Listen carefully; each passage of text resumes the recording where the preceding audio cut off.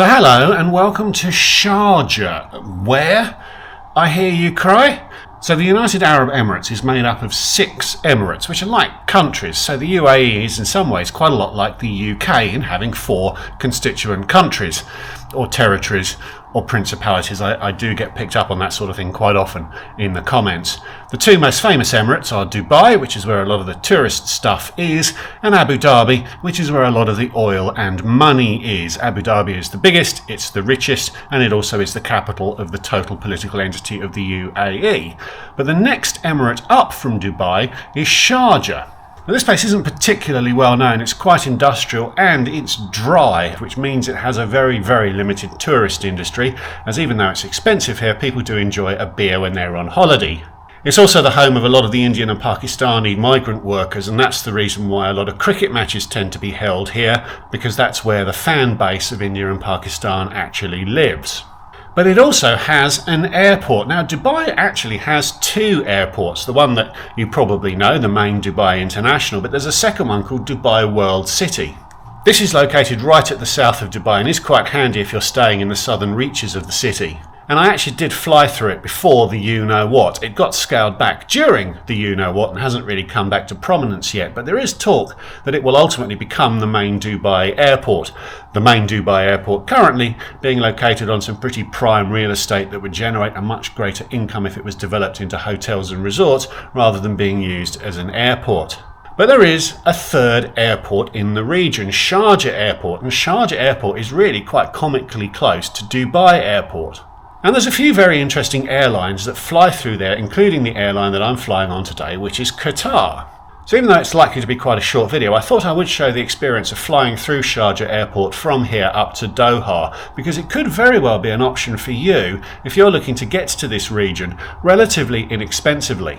And I wouldn't be too concerned about arriving a little bit further away from where you might ultimately want to stay. I took a taxi yesterday from Abu Dhabi all the way up here. It was about 110 miles, 170-ish kilometres, and it cost me about 70 quid. So taxis are very, very cheap, and it is a very easy place to get around if you can get landed here.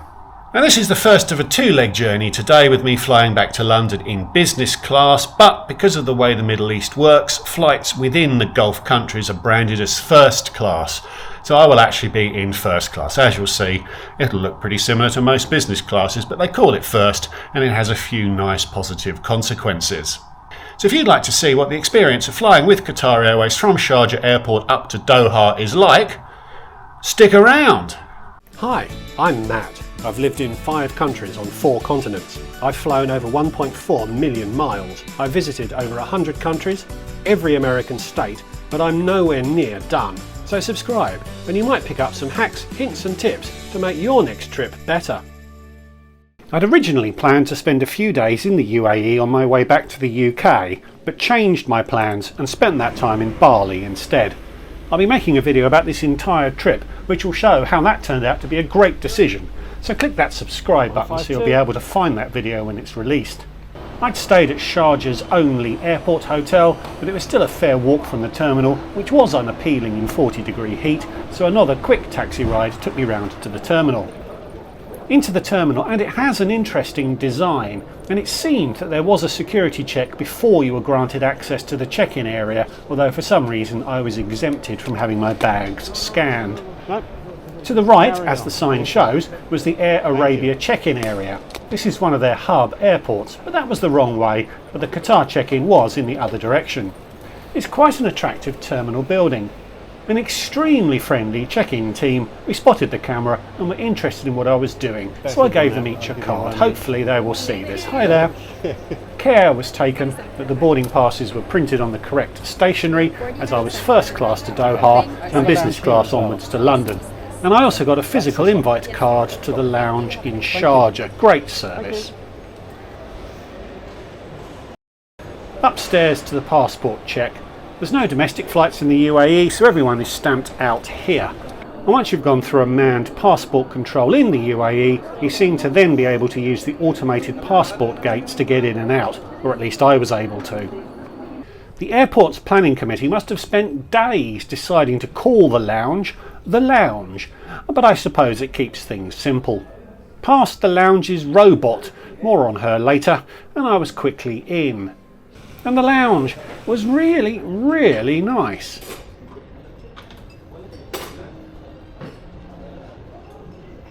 Western and Arabic hot breakfast options, as well as salads and various dips with abundant pita bread, brackets not pictured, close brackets, coffee machines, juices, and I can exclusively confirm that even though Sharjah is dry, you're not even allowed to drive through the emirate with alcohol, even if you legally acquired it in another emirate. Sharjah Airport isn't dry. This grog station was discreetly located and was always manned except for this 60 seconds when I was able to nip in to get this video. So if you can't fly without alcoholic fortification, Sharjah is still an airport you can consider using.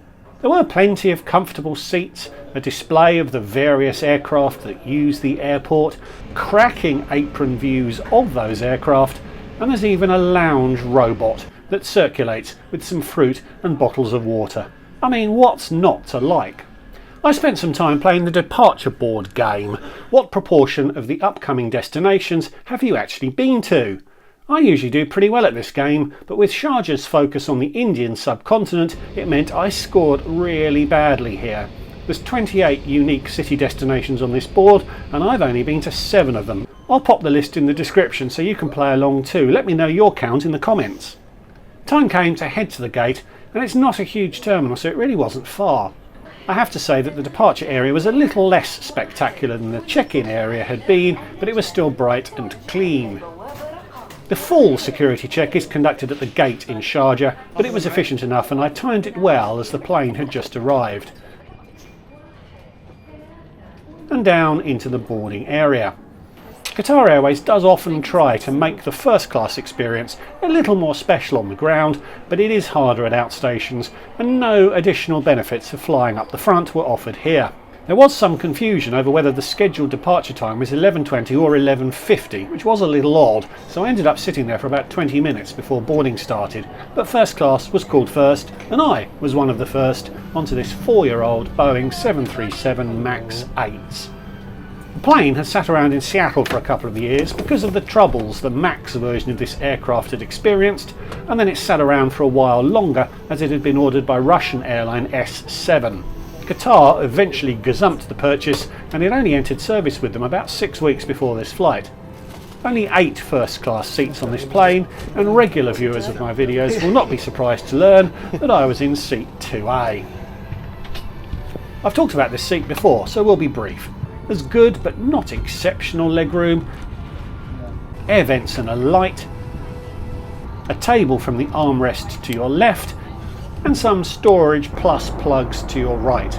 No personal screens, and overall it's not a block-busting first class environment, but for a flight blocked to only take 75 minutes, it's more than adequate. Where Qatar does make this a first class experience is with the service, and a lot happens before the doors even close. I was offered champagne, but I actually chose Qatar's signature lemon mint drink.